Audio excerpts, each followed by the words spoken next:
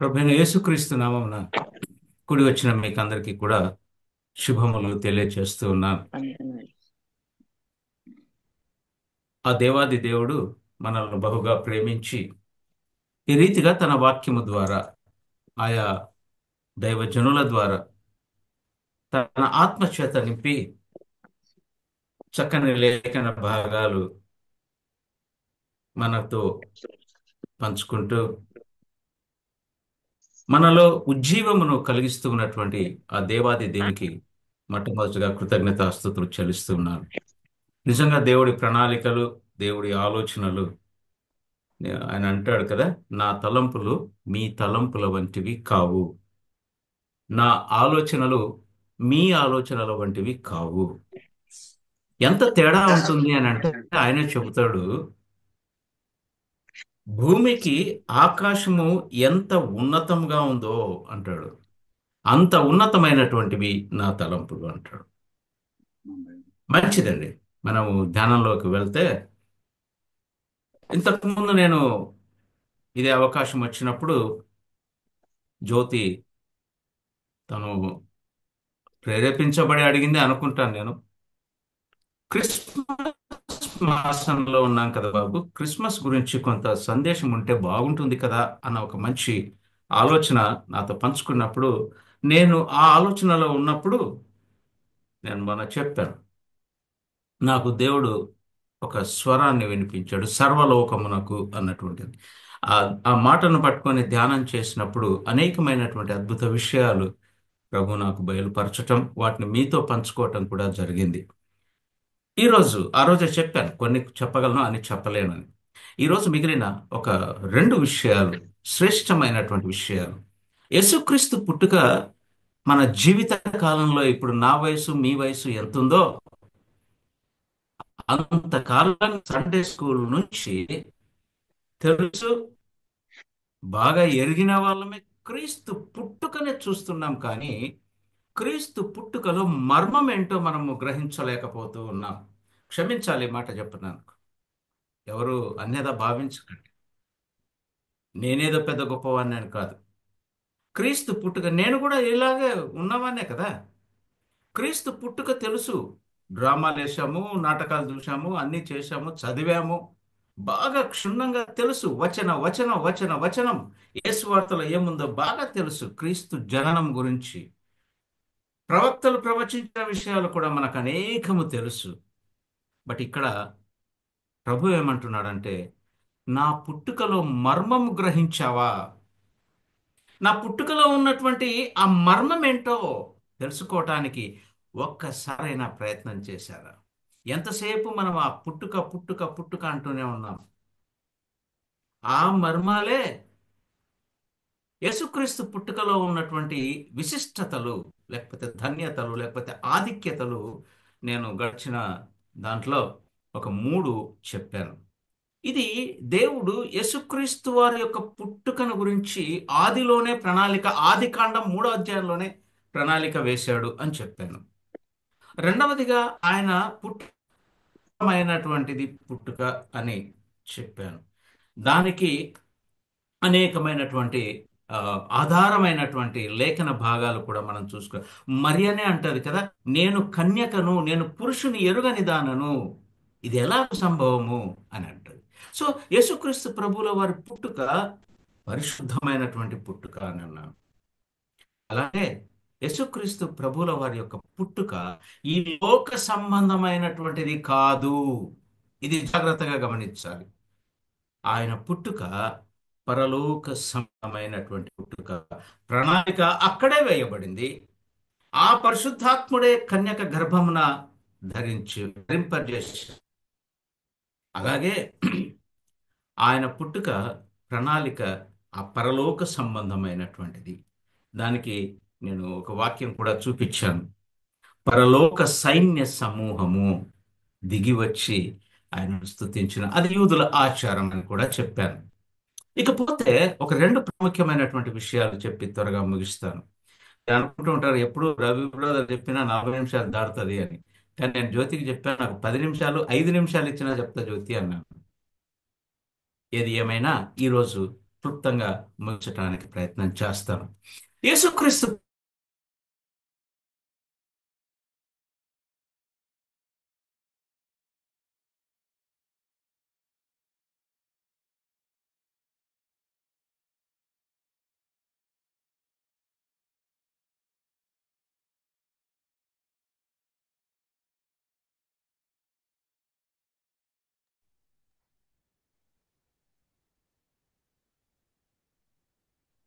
ఆయన పుట్టుకకు శాశ్వత రాజ్య స్థాపన అన్నటువంటిది మరి యొక్క ఆ, ధన్యత. ఆయన ఈ లోకంలో పుట్టడానికి కారణం ఏంటి అని అంటే, ఈ లోకం అంతా ఏం ఆలోచన చేస్తుంది అని అంటే, నా రాజ్యం గొప్పది, నా రాజ్యం శ్రేష్టమైంది. యూదా రాజ్యం కూడా ఆ మాట మనం చదువుకుంటే మత్తయి సువార్తలో ఉంది ఆ మాట. యూదా దేశపు బెత్లహేమా, 2వ అధ్యాయము 5వ వచనంలో ఎక్కడ పుట్టాడు యూదులకు రాజు అని అంటే, యూదా దేశపు బెత్లహేములో. ఎందుకంటే యూదా దేశపు బెత్లహేమా, నీవు యూదా ప్రధానులలో ఎంత మాత్రం అల్పమైన దానవు కావు. యూదా దేశం, యూదా సామ్రాజ్యం అంత గొప్పది. నేను మొన్న కూడా చెప్పాను. వాళ్ళు ఆ సర్వలోకము అన్నటువంటి విధానంగా వాళ్ళు వారి సామ్రాజ్యాన్ని గురించి గొప్పగా చెప్పుకున్నారు. చెప్పుకోవడానికి ఆధారాలు కూడా ఉన్నాయి. అలా చెప్పుకుంటూనే దేవాది దేవుడు ఏమంటున్నాడంటే, ఈ రాజ్యము, ఈ లోకంలో, ఈ భూలోకంలో నేను సృష్టించినటువంటి ఈ భూలోక రాజ్యాలన్నీ కూడా నోవాహు కాలంలో ఏ రీతిగా జలప్రళయాన్ని పంపించి నేను నాశనం చేశానో అదే రీతిగా ఈ భూలోకంలో ఉన్నటువంటి రాజ్యములన్నీ కూడా కొట్టివేయబడును అని చెబుతాడు. ఆ మాటకు దానియేలు గ్రంథంలో ఒక చక్కని మాట ఉంది. దానియేలు గ్రంథం 2వ అధ్యాయం 44వ వచనం. దానియేలు గ్రంథం, నేను ఇంతకు ముందు కూడా చెప్పాను. దానియేలు గ్రంథం 2వ అధ్యాయం 44వ వచనం.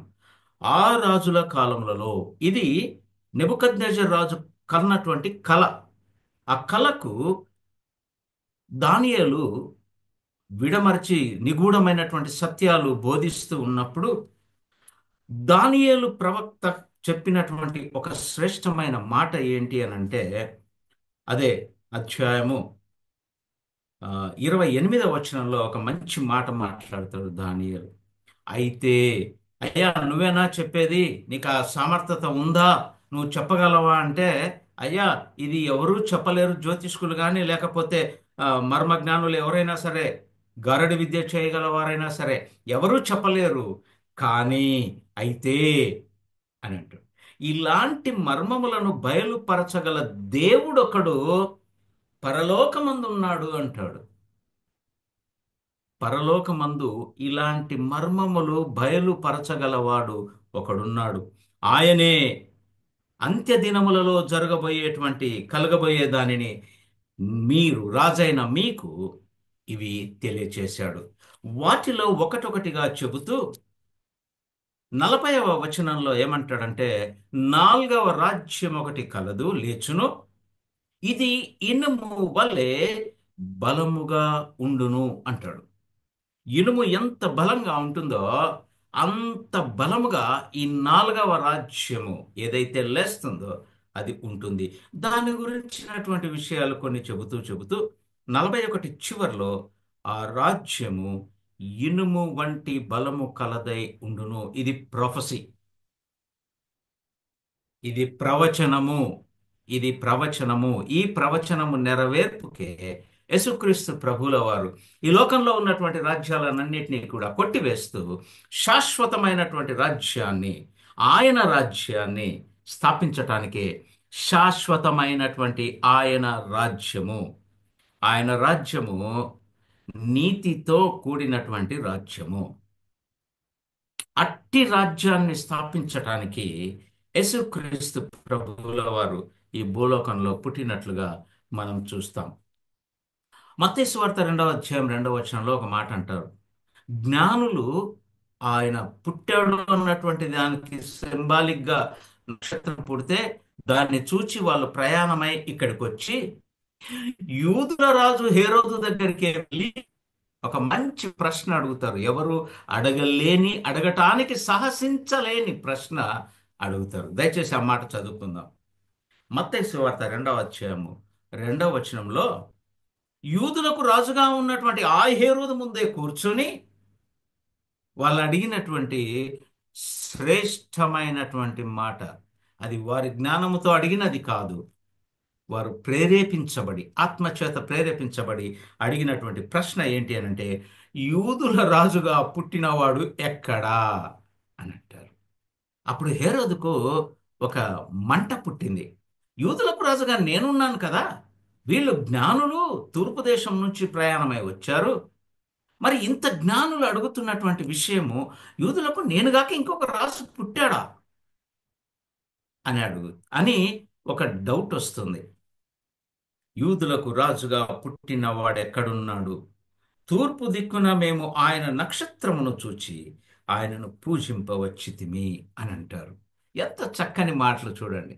నేను అదే అంటాను, క్రీస్తు పుట్టుకలో ఉన్నటువంటి మర్మాలు తెలుసుకోవటానికి మనం ప్రయత్నం చేయాలి, కానీ క్రీస్తు పుట్టుకను జరుపుకోవటానికి కాదు. క్రీస్తు పుట్టుకలో ఉన్నటువంటి మర్మాలు ఏంటి, ఆయన ఎందుకు వచ్చాడు, ఏం చెయ్యాలని వచ్చాడు, నేను చెబుతూ ఉన్నాను. అవన్నీ కూడా నేను ముందు చెప్పింది ప్రణాళికబద్ధంగా జరిగింది. పరిశుద్ధుడిగా పుట్టాడు. ఎందుకు అనంటే పరిశుద్ధత వల్లనే పాప క్షమాపణకు రక్తము అవసరం కాబట్టి దాని కొరకు ఆయన పవిత్రుడుగా జన్మించాడు. మూడవదిగా ఆయన పుట్టుక పరలోక సంబంధమైంది అన్నాను. ఎస్, పరలోకం నుంచే రావాలి. ఎందుకంటే పాపము లేనివాడుగా ఉండాలి. అలాగే వచ్చాడు ఆయన. ఇకపోతే ఈ రెండు విషయాలు ఏవైతే మనం ఈరోజు ధ్యానం చేస్తూ ఉన్నామో, ఆ రెండు విషయాలు శ్రేష్టమైనటువంటివి. మొట్టమొదటిది నేను ఇందాక అన్నాను, ఆయన ఒక శాశ్వత రాజ్యాన్ని. దయచేసి అందరము గమనిద్దాం. ఈ లోకము, ఈ లోకంలో మన జీవితము, ఈ లోకంలో మనం అనుభవిస్తున్నవి అన్నీ కూడా అశాశ్వతమైనటువంటివి. ఇవేవి కూడా మనతో వచ్చేవి కావు. ఇవేవి కూడా శాశ్వతంగా ఉండేవి కావు. ఆయన స్పష్టంగా, సుస్పష్టంగా చెబుతూ ఉన్నటువంటి మాట, ఈ లోకము అశాశ్వతమైనటువంటిది. ఈ లోకంలో ఉన్న రాజ్యాలు, దేశాలు అన్నీ కూడా కొట్టివేయబడేటువంటివే. ఒకే ఒక రాజ్యము, ఒకే ఒక రాజ్యము శాశ్వత కాలము, సదాకాలము నిలిచి ఉండే రాజ్యాన్ని నేను స్థాపించబోతూ ఉన్నాను. దానికి తండ్రి ప్రణాళిక వేశాడు. కుమారుడు దాన్ని స్థాపించబోతాడు. ఇది మొట్టమొదటి 4వ విషయం. కాబట్టి ఆయన రాజ్యం ఎలాంటిదంటే, ఇక్కడ లూకాసు వార్తలో ఆ దూతనే చెబుతాడు. ఆ మాటను చూద్దాం దయచేసి. లూకా సువార్త 1వ అధ్యాయంలో ఆ, ఎక్కడుంది అది, 32 నుంచి, ఆయన గొప్పవాడై సర్వోన్నతుని కుమారుడనబడును అని ప్రభు అయిన దేవుడు ఆయన తండ్రి అయిన దావీదు. ఎవరి తండ్రి అయినా? ఆయన కుమారుడు యేసుక్రీస్తుకు తండ్రి అయినటువంటి దావీదు. యేసుక్రీస్తు ప్రభువుల వారు ఏ వంశంలో నుంచి వచ్చాడు? దావీదు వంశంలో నుంచి వచ్చాడు. ఆయన తండ్రిగా ఉన్నాడు. ఆ దావీదు సింహాసనమును ఈయనకిస్తాడు. అది ప్రభు అయిన దేవుడు, దేవుడిచ్చేది ఇది. యేసుక్రీస్తు ప్రభుల వారు తీసుకునేది కాదు. ప్రభు అయిన దేవుడు ఆయన తండ్రి అయిన దావీదు సింహాసనమును ఆయనకిచ్చును, కుమారునికి ఇచ్చును. ఆయన యాకోబు వంశస్థులను యుగ యుగములు ఏలును. Not for a period. వా, ఎంత ధన్యత చూడండి. ఈ రోజు ఈ లోకంలో మనం చూస్తే ఈ రాజ్యాలు, ఈ రాష్ట్రాలు, ఈ ప్రభుత్వాలు, ఆ ప్రభుత్వం, ఈ ప్రభుత్వం అని ఏం పెట్టుకున్న tenure is only 5 years, 2 years ఇలా ఉన్నాయి. అది పోయిన తర్వాత ఇంకొకరు వస్తారు. దయచేసి యేసుక్రీస్తు ప్రభువుల వారి చేత శాశ్వత రాజ్యము స్థాపించబడబోతుంది. ఆ రాజ్యము యుగ యుగములు, యుగ యుగములు ఉంటుంది. ఆయన ఏల్తాడు. ఆయనే రాజ్యాధికారి, ఆయనే రాజు. అందుకే జ్ఞానులు అడిగారు, యూదులకు రాజుగా పుట్టినవాడు. రాజు అంటే ఏముండాలి? స్టూడెంట్ అంటే ఏముండాలి? ఓ నోట్బుక్ ఉండాలి, ఓ పెన్ ఉండాలి. అవి లేకపోతే వాడు స్టూడెంట్ కాదు. రాజు అంటే ఎవరు? రాజు అంటే రాజ్యం కలిగిన వాడిని రాజు అంటారు. మరి పుట్టిన ఆ రోజే జ్ఞానులు పలికినటువంటి మాట, యూదులకు రాజుగా పుట్టినవాడు. ఆయన రాజ్యం ఎక్కడుంది? ఏ దేశానికి రాజు? అంటే ఆయన స్థాపించబోయే ఆ శాశ్వత రాజ్యాన్ని, యుగ యుగములు ఏలే శాశ్వతమైనటువంటి రాజు మన యేసు క్రీస్తు ప్రభువుల వారు. Praise the Lord. ఆయన సామాన్యుడు కాదండి.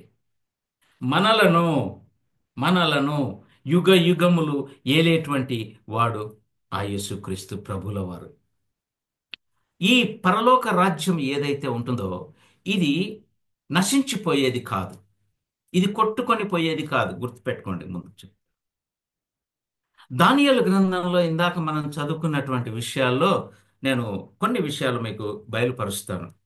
అక్కడ ఉన్నటువంటి మాటలే చెప్తాను.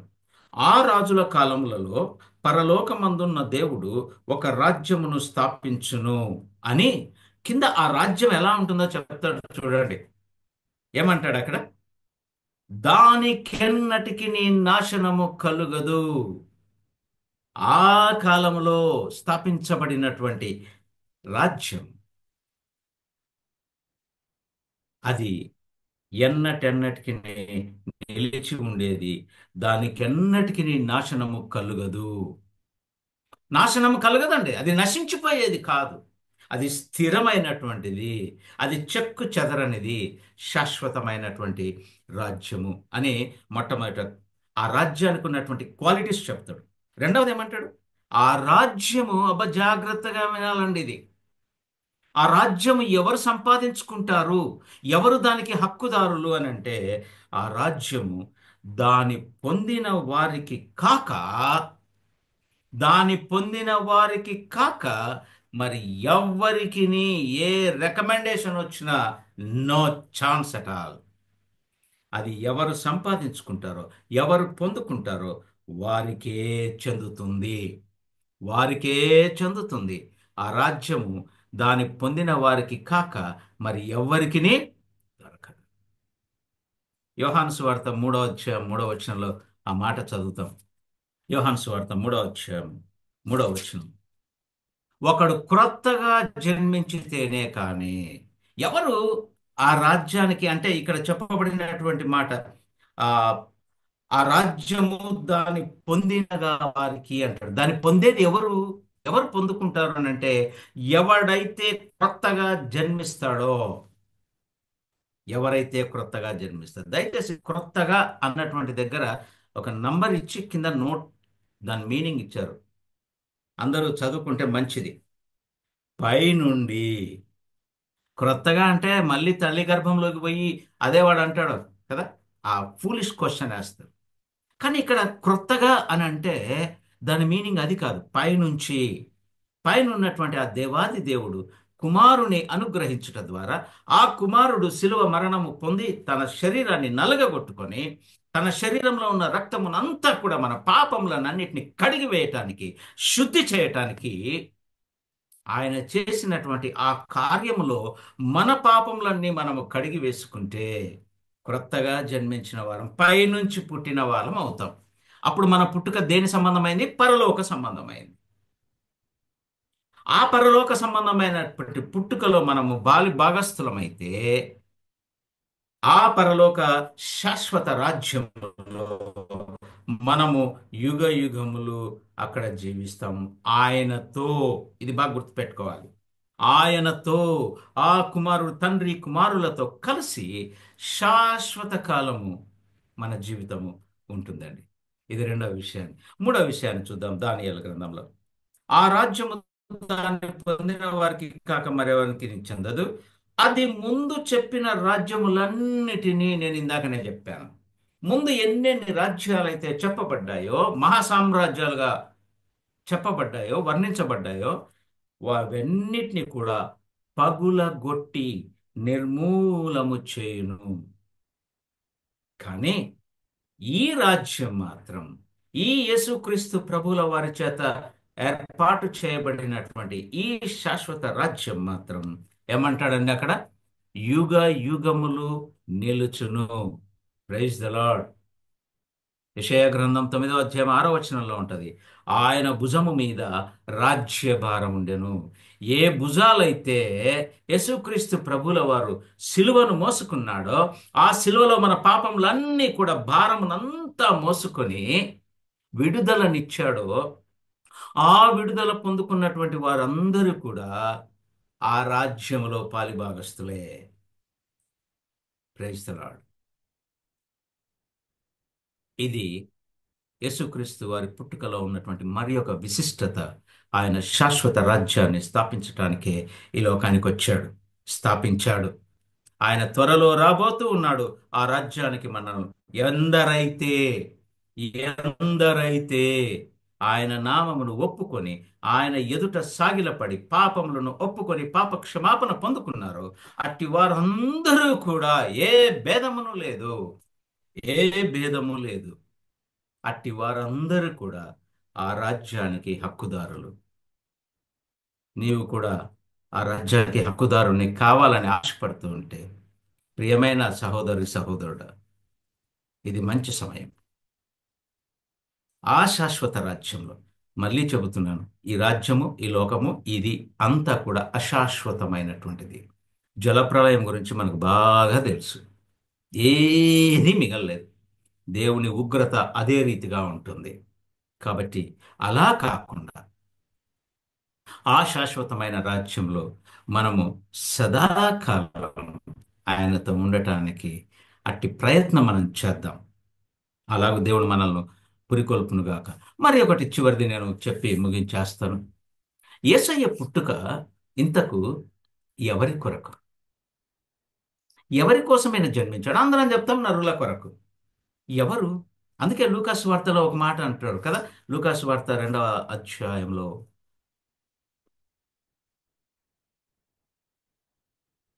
2వ అధ్యాయము 10వ వచనంలో, అయితే ఆ దూత భయపడకుడి, ఇదిగో ఇదిగో ప్రజలందరికిని. ఇక్కడ ఒక తెగ వారికి, ఒక జాతి వారికి, ఒక ప్రాంతం వారికి అని చెప్పలేదండి. చాలా మంది చాలా రకాలుగా దీన్ని, ఐ మీన్, ఇది గమనించక వక్రీకరిస్తూ ఉంటారు. ఇది క్రైస్తవులకు మాత్రమే అని, ఈ మతమే క్రైస్తవులకు అని అంటారు. ఇది ఇంకొకటి ఇంకొకటి ఇంకొకటి అని చెబుతారు. దయచేసి అపార్థం చేసుకోకండి. ఇక్కడ చక్కగా దూత పలికినటువంటి ఒక చక్కని మాట ఏంటంటే, ఆయన పుట్టింది, ఆయన పుట్టింది, ఆయన ఈ లోకానికి వచ్చింది, ఆయన ఈ లోకంలో 33.5 సంవత్సరాలు జీవించింది. ఆయన 33.5 సంవత్సరాల జీవితంలో అనేకమైనటువంటి అద్భుతములు, ఆశ్చర్యకార్యములు చేసి చివరికి ఆయన తనకు తానే శిలువ మరణానికి తన శరీరాన్ని అప్పగించుకొని నలగగొట్టుకుంది, రక్తము కార్చింది, చనిపోయింది, సమాధి చేయబడింది.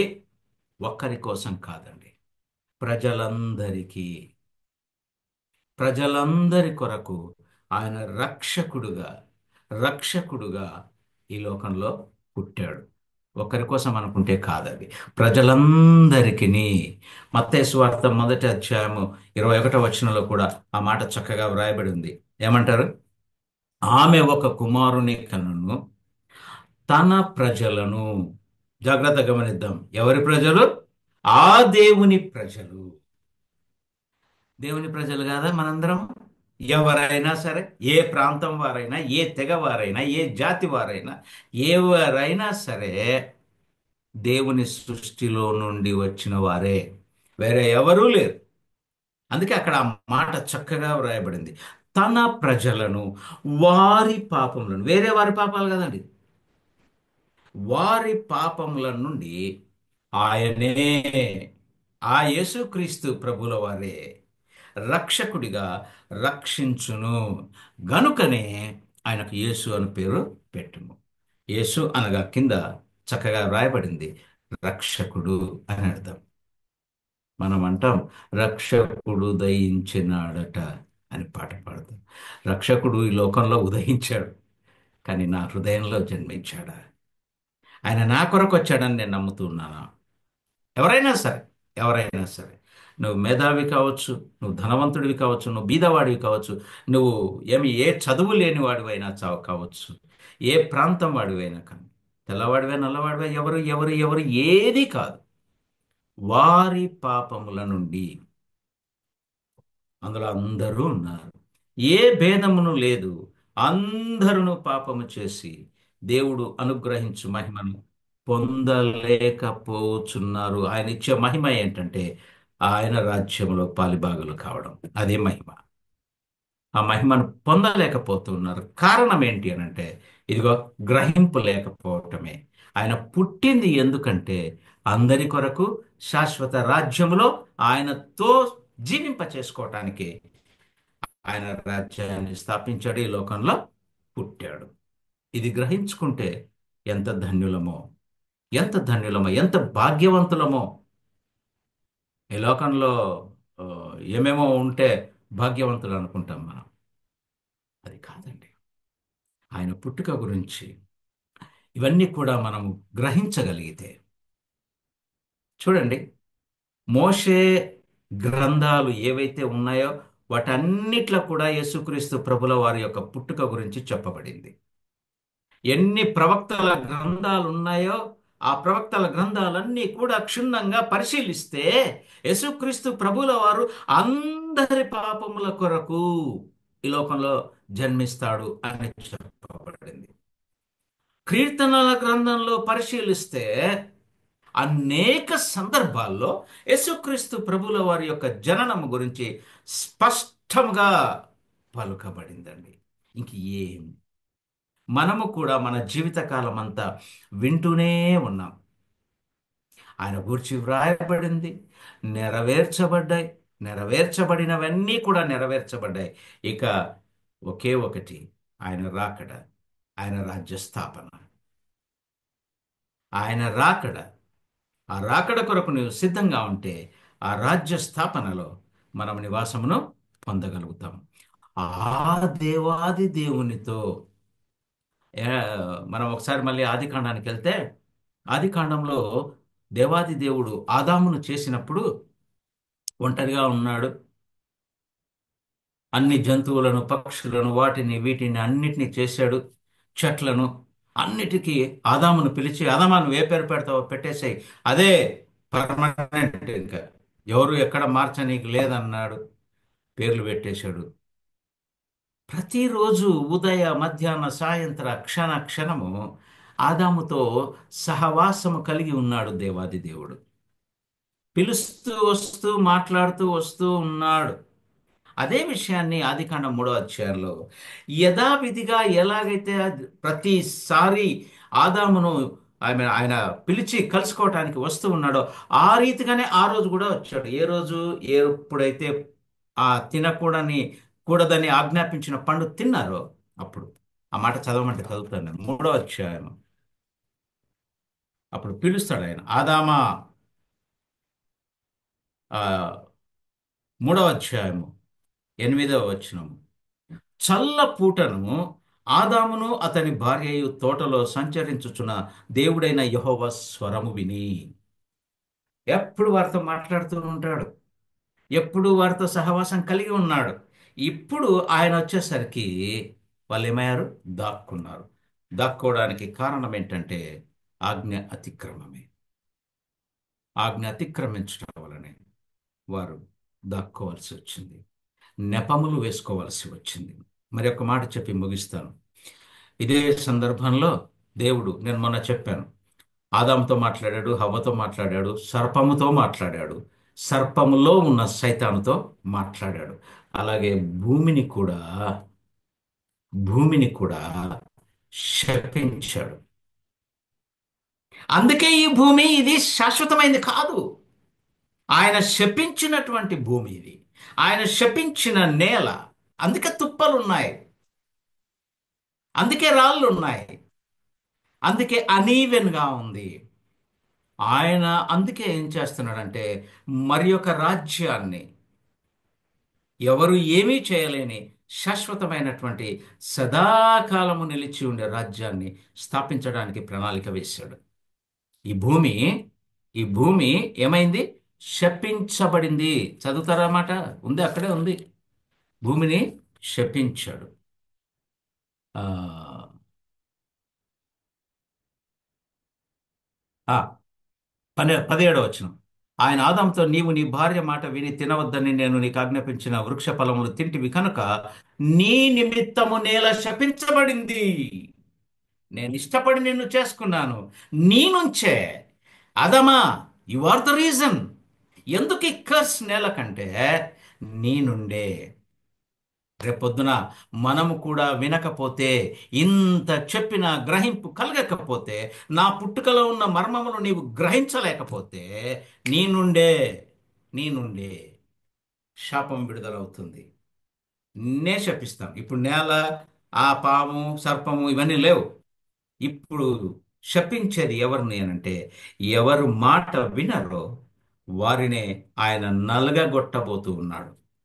జాగ్రత్తగా, శ్రద్ధగా ఆయన మాటలు విని అంగీకరించి, ఆయనకే, ఆయన పుట్టుకలోని మర్మములు గ్రహించుకున్న వారమై మన హృదయాలను ఆయనకు సమర్పించుకుందాం. అట్టి కృప దేవుడు మనందరికీ అనుగ్రహించి తన వినికిడిలో మనందరినీ కూడా ఆశీర్వదించునుగాక.